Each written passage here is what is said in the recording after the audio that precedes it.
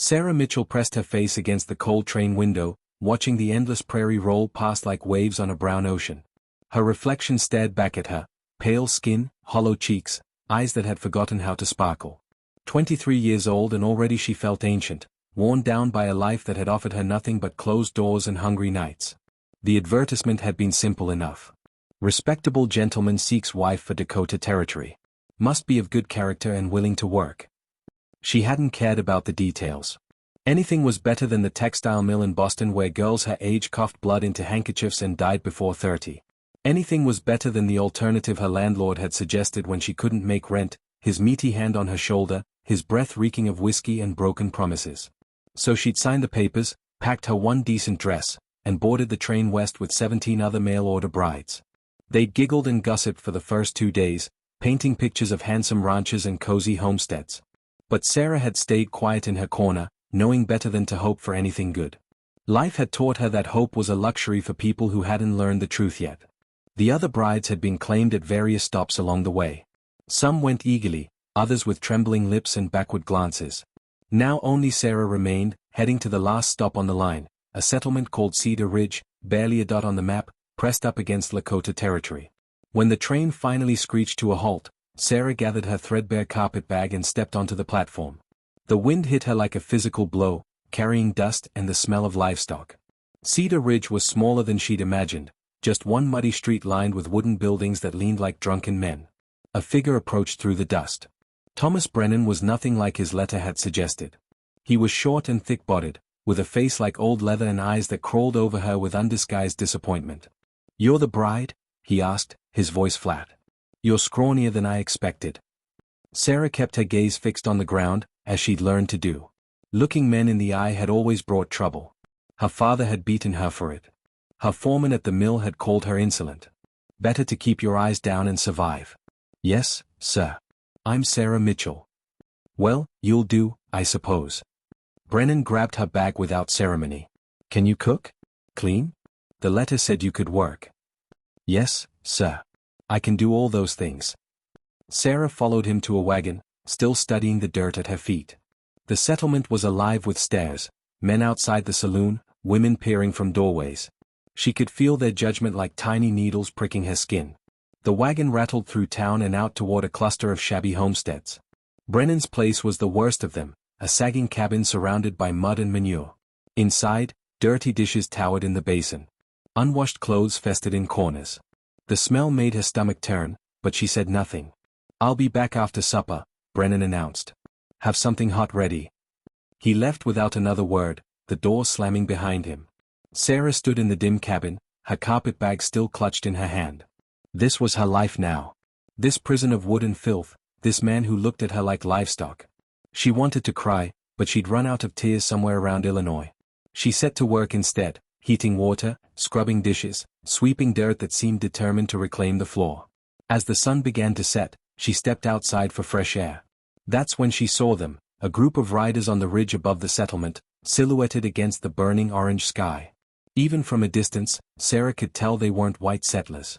They sat their horses differently, moved with a fluid grace that seemed part of the landscape itself.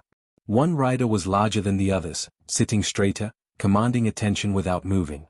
For just a moment, Sarah lifted her eyes to look at them properly. The lead rider turned his head as if he felt her gaze. Even across the distance, she sensed his eyes meeting hers. Something electric passed through her chest, not fear exactly, but a feeling she couldn't name. Then they were gone, vanishing over the ridge like spirits. Sarah hurried back inside, heart pounding. She didn't understand what had just happened, but somehow she knew her life had changed in that single glance toward the darkening hills. Thomas Brennan returned drunk that night, as he would every night for the next 2 weeks. Sarah learned quickly to avoid him when whiskey loosened his temper and his fists. She kept her eyes down, did her work, and tried to become invisible. It was a skill she'd perfected over years of surviving. The women of Cedar Ridge offered no friendship. They whispered when she passed, called her Brennan's catalog bride with sneering voices. At the general store, the shopkeeper's wife actually turned her back when Sarah tried to make conversation. She was an outsider, marked by circumstances beyond her control, and they made sure she knew it.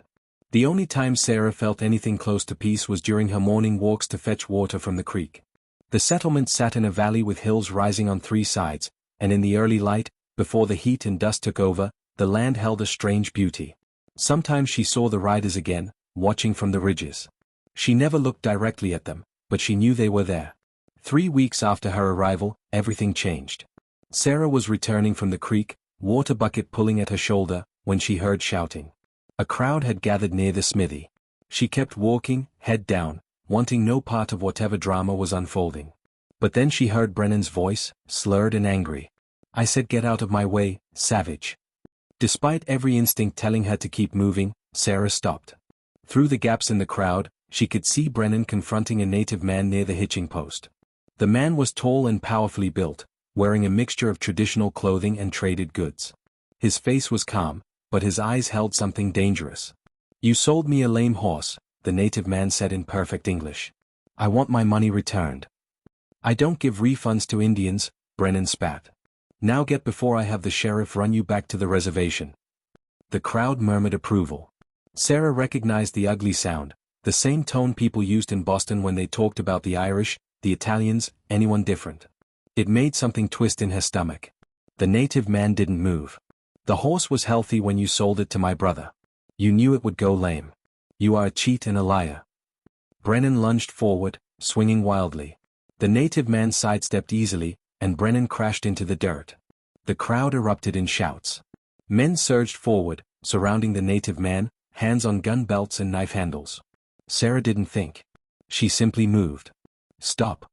The word tore from her throat before she could call it back. The crowd turned, shocked to hear the timid catalog bride speak. Sarah's heart hammered, but she forced herself to continue. "The horse was lame. I saw it myself. It could barely walk when Mr. Brennan brought it home last week. He gave it some kind of paste to hide the limp before he sold it." Silence fell like a stone. Brennan's face went purple with rage. "You lying little." "I'm not lying." Sarah's voice trembled, but she kept talking. "The empty jar is still in the barn. I saw the label. It's a temporary treatment that makes lame horses seem sound for a few hours." The sheriff, a tired-looking man with gray whiskers, pushed through the crowd. "That true, Tom?" "She doesn't know what she's talking about," Brennan snarled. "Stupid girl doesn't know horses from chickens." "Easy enough to check the barn," the sheriff said. His tone suggested he wasn't surprised by the accusation. "And I seem to recall you pulled something similar on the Fletcher boys last year." While the crowd debated and Brennan protested, Sarah finally looked up at the man she defended. Her eyes met his directly for the first time. He was younger than she'd thought, perhaps 30, with strong features and dark eyes that seemed to see straight through her pretenses and defenses. He studied her with an intensity that should have frightened her, but instead made her feel suddenly, strangely visible. Not judged. Not dismissed. Simply seen. "Thank you," he said quietly, in a voice like distant thunder. "You did not have to speak." "It wasn't right," Sarah whispered. "What he did wasn't right." The corner of his mouth lifted slightly. "I am White Eagle. I lead my people in the northern hills." Sarah's breath caught. She'd heard that name whispered in the settlement, a Lakota chief who refused to be pushed onto the reservation, who still lived in the old way. The settlers spoke of him with fear and grudging respect. "I'm Sarah. I'm nobody." She dropped her gaze again, old habits reasserting themselves. "No." His voice was firm. "You are not nobody. Someone who is nobody does not speak truth when everyone else stays silent." Before Sarah could respond, Brennan was at her side, grabbing her arm hard enough to bruise. "Get home. Now." His voice was poison-sweet in front of the crowd, but his fingers dug into her flesh. As Brennan dragged her away, Sarah glanced back once. White Eagle stood watching, his expression unreadable. But something in his eyes made a promise she didn't yet understand. That night, Brennan beat her worse than ever before. But through the pain, Sarah held on to something new and fragile, the memory of being seen as more than nothing. The memory of looking someone directly in the eye and not finding cruelty staring back. It was enough to make her wonder if surviving was no longer sufficient. Maybe, somehow, there could be more. The bruises on Sarah's arm bloomed purple and yellow, impossible to hide. The women at the settlement noticed but said nothing. That was the way of things. Men had rights, wives had duties, and outsiders asking uncomfortable questions were unwelcome. Sarah wrapped herself in long sleeves despite the heat and went about her work with mechanical precision. But something had shifted inside her. The girl who'd arrived on the train, eyes permanently fixed on the ground, was beginning to crack like an eggshell. Something else was emerging, something she didn't fully recognize yet. 3 days after the incident at the smithy, Sarah was hanging laundry when she saw a rider approaching. Her stomach clenched, expecting trouble. But as the figure drew closer, she recognized White Eagle. He rode alone, sitting his horse with the easy confidence of someone who belonged to the land itself. Brennan was in town, drinking away his mornings as usual.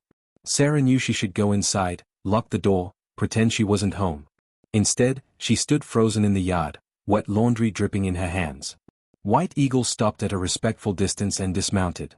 "I have brought something for you." He held out a small bundle wrapped in soft leather. Sarah glanced toward the road nervously. If anyone saw a Lakota chief at Brennan's homestead, there would be hell to pay. "You shouldn't be here. It's not safe. For me or for you." White Eagle's expression was knowing. He'd seen the bruises, of course. Nothing seemed to escape those dark eyes.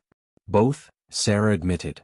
She stepped closer despite herself, drawn by curiosity and something deeper she didn't want to name.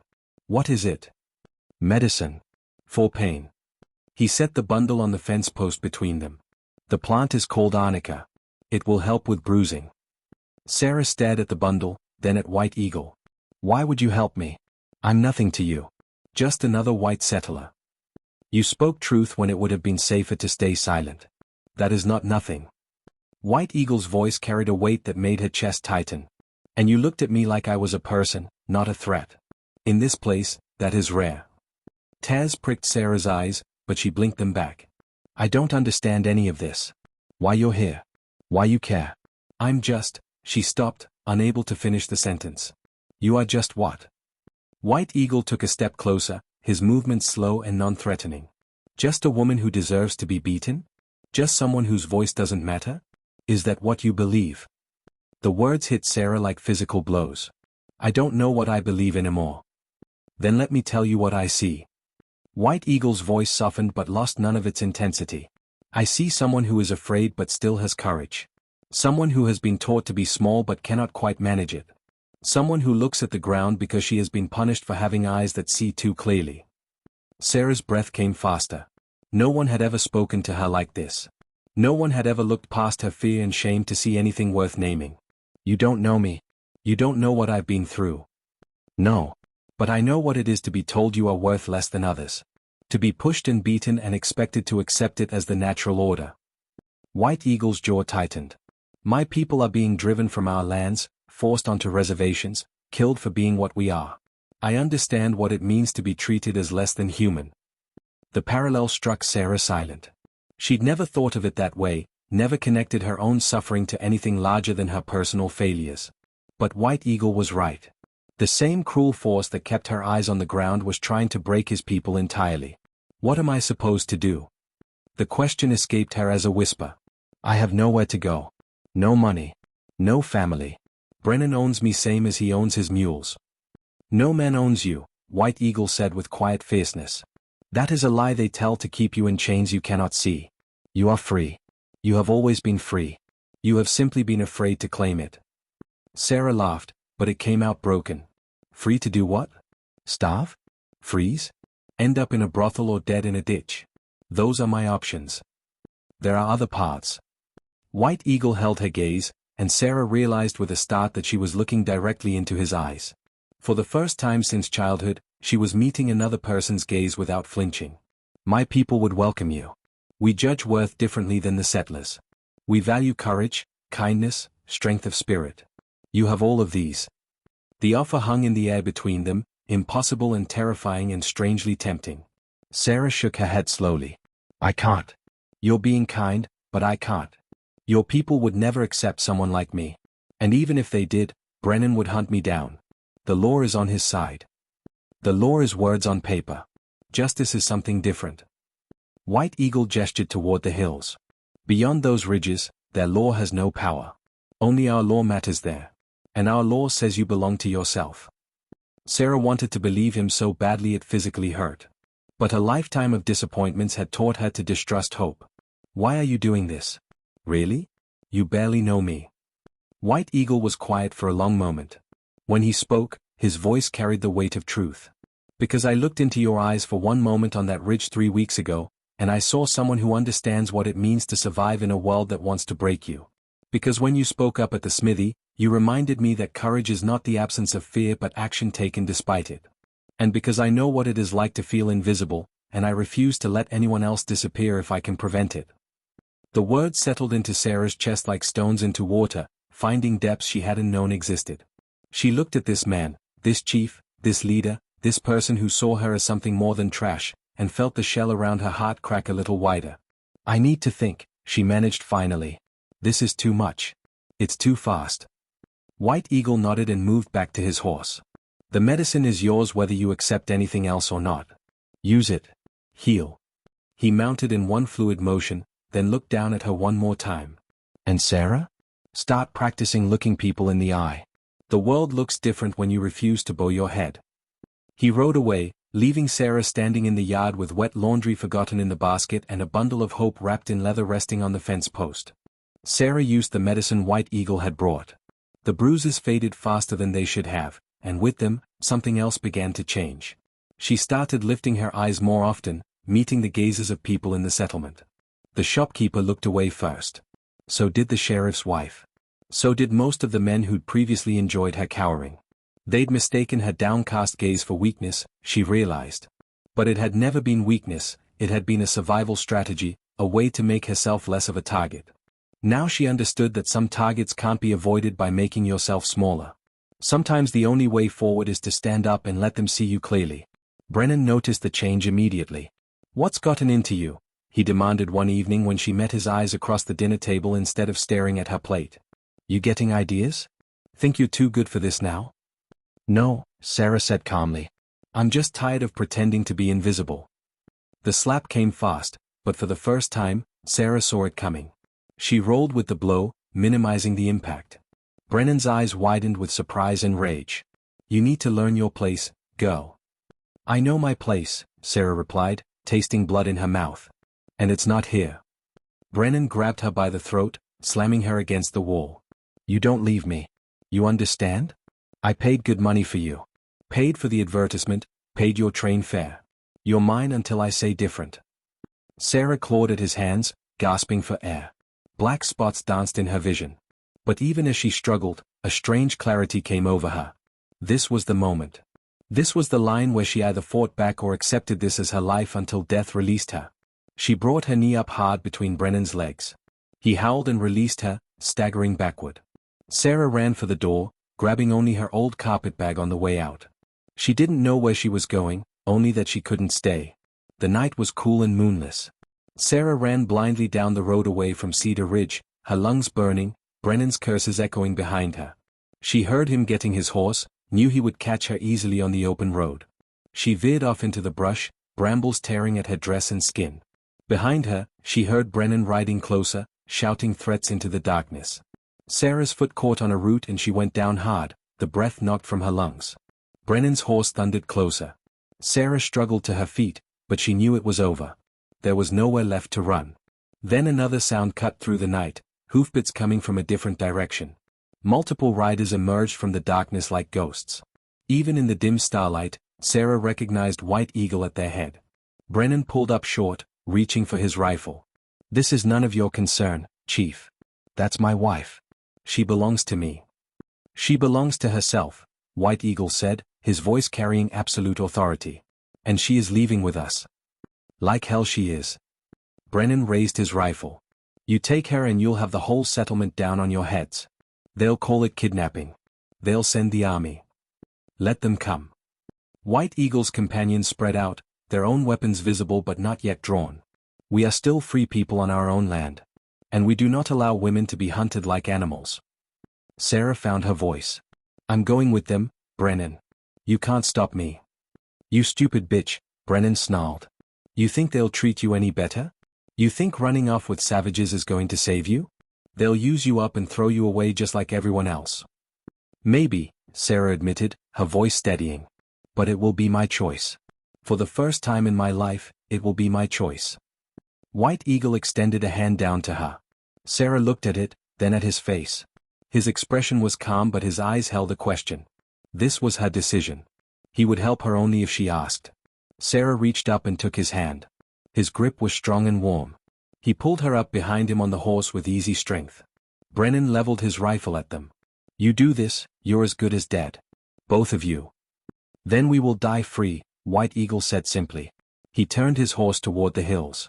The ride through the darkness felt like flying and falling at the same time. Sarah clung to White Eagle's back, feeling the powerful muscles of the horse beneath them, the cool night air rushing past. Behind them, Brennan's curses faded into nothing.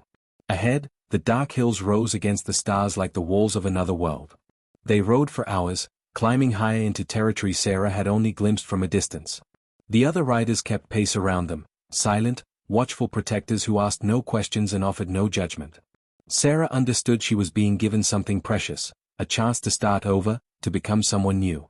As dawn began to paint the eastern sky pink and gold, they crested a ridge and Sarah saw White Eagle's village spread below them in a protected valley. Dozens of lodges clustered near a stream, smoke rising from morning fires. People were already moving about their daily tasks, and as the riders descended, faces turned to watch their approach. White Eagle helped Sarah down from the horse. She stood on trembling legs, suddenly aware of how she must look, a white woman in a torn dress, bruised and bleeding, arriving with their chief. Hostile stares met her from several directions. She didn't blame them. She was the face of people who'd stolen their land, killed their families, broken every promise. Can you look them in the eye? White Eagle asked quietly. Can you face their judgment without bowing your head? Sarah took a deep breath. Then she raised her chin and met the gazes of White Eagle's people directly. Some looked away. Others stared back with hard suspicion. But Sarah didn't drop her eyes. Not this time. Never again. I can, she said. White Eagle smiled, a real smile this time, full of warmth and something that might have been pride. Then welcome. The hard part is just beginning. But you are no longer alone in facing it. The first weeks were harder than anything Sarah had endured in Cedar Ridge. At least there, she'd understood the rules. Here, everything was different. The language, the customs, the way people moved and spoke and organized their days. She was watched constantly, sometimes with curiosity, more often with suspicion. White Eagle's grandmother, a woman named Wakanyela who carried herself like a queen despite her years, took charge of Sarah's education. You cannot live among us wearing their clothes, speaking only their tongue, thinking their thoughts, she announced in heavily accented English. If you wish to stay, you must learn our ways. Truly learn them, not just pretend. So Sarah learned. She learned to tan hides until her hands cracked and bled. She learned to build fires that burned hot and clean. She learned words in Lakota, slowly at first, then faster as her tongue grew accustomed to the shapes. She learned to read the sky for weather, to identify plants for food and medicine, to move through the forest without snapping every twig. More importantly, she learned to see herself differently. Among White Eagle's people, worth wasn't measured by how quiet and small you could make yourself.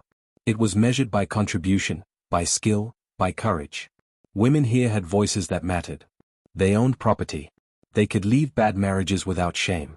They could be warriors if they chose, or healers, or leaders. Why do your people treat women like children? Wakanyela asked one day as they worked together preparing food. It was a genuine question, not an accusation. How does a society survive when half its members are not allowed to use their full strength and intelligence? Sarah had no good answer. She'd never questioned it before, it was simply how things were. But now, seeing an alternative, the old ways looked insane. I don't know, she admitted. I think we're afraid of what might happen if women had real power. Afraid everything would change. Wakanyela snorted. Everything should change. Change is life. Only death stays the same. Sarah felt herself changing in ways that went deeper than language and skills. Her body grew stronger from the physical work. Her voice grew louder from being encouraged to use it. And her eyes learned to meet the world directly, without fear or shame. White Eagle watched these changes with quiet satisfaction. He came by Wakanyela's lodge most evenings, ostensibly to check on Sarah's progress but really, Sarah suspected, to see her. They talked for hours, about everything and nothing. He told her about his life, about watching his people being pushed onto smaller and smaller territories, about the responsibility of leadership in impossible times. She told him about Boston, about the mill, about a lifetime of learning to survive by becoming invisible. You are visible now, he said one evening as they sat by the fire. Sometimes I think you shine so bright it hurts to look at you. Sarah laughed, but her cheeks warmed. I'm just learning to be myself. Whatever that means. It means everything. White Eagle's voice was serious. Most people spend their whole lives being what others expect. You are becoming what you truly are.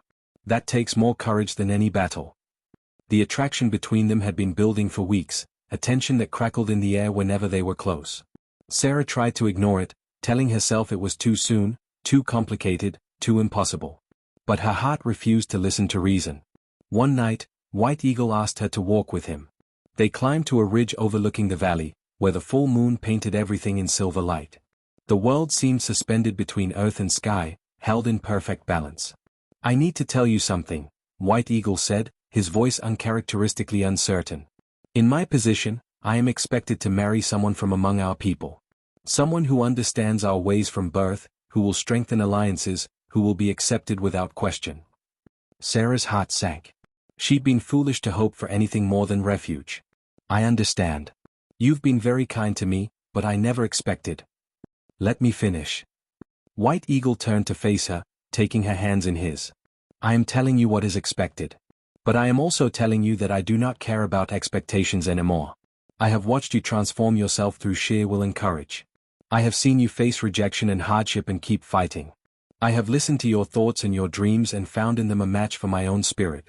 What I feel for you is not pity or kindness. It is love. The word hung between them like a star. Sarah's breath caught. White Eagle, I don't know how to, she stopped, overwhelmed. You don't have to say anything now, he said gently. I only needed you to know. Whatever you decide, you will always have a place here. You will always be safe. But if you choose to be with me, know that you will face opposition from both our peoples. It will never be easy. Sarah looked into his eyes, really looked, the way she'd finally learned to do. She saw strength there, and kindness, and an honesty that took her breath away. She saw someone who had looked at her when she was broken and seen someone worth saving. Someone who had given her back her own power instead of trying to control it. I spent my whole life being afraid, Sarah said slowly. Afraid of what people would think. Afraid of being hurt. Afraid of hoping for anything better. But you taught me that fear is just another cage we build for ourselves. The lock only works if we choose to stay inside. She reached up and touched his face, feeling the warmth of his skin, the reality of this impossible moment. I choose freedom. I choose courage. I choose you. White Eagle pulled her close, and when he kissed her, Sarah felt the last pieces of her old self fall away like a discarded skin. The girl who'd arrived on that train, eyes downcast and spirit broken, was gone forever. In her place stood a woman who knew her own worth, who could look anyone in the eye without flinching, who had found her power in the last place she'd expected to look. Below them, the village slept peacefully. Above them, stars wheeled in ancient patterns. And between earth and sky, two people from different worlds created something new, a love built on mutual respect, on seeing each other truly, on the radical belief that everyone deserves to be free. It wouldn't be easy. Sarah knew challenges lay ahead, from White Eagle's people who questioned his choice, from the settlers who would call her a traitor, from a world that couldn't understand what they'd found together. But she also knew that she would face those challenges with her head high and her eyes open, standing beside someone who saw her not as property or burden but as an equal partner in an impossible dream. The mail-order bride who couldn't look men in the eye had become a woman who could stare down the whole world without blinking. And that transformation, born from pain and courage and unexpected love, was worth more than all the gold in the Dakota hills. This was her story now. Not the one written in dusty train stations and desperate advertisements, but the one she was writing herself with every brave choice, every word spoken in a new language, every moment of refusing to be less than she was. Sarah Mitchell had found her home. Not in a place, but in herself. And that was the greatest transformation of all.